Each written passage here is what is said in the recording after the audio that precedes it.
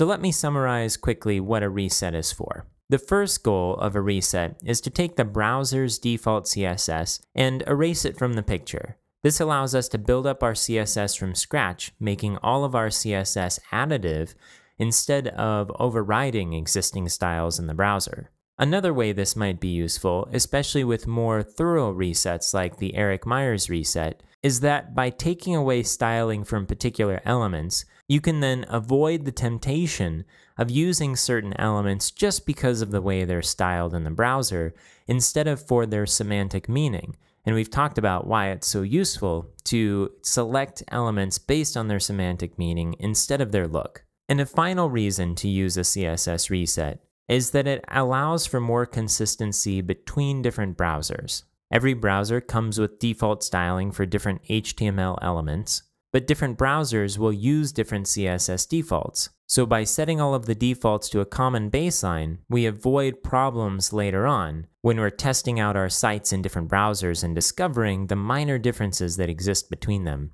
Okay, so hopefully all of that makes sense, but also you might find yourself a bit resistant to go this route, at least at first, because you don't necessarily know all of the CSS properties that are out there. You don't know, when you do a reset, what properties of which elements that you'll need to adjust later on. And some things, of course, might slip through the cracks.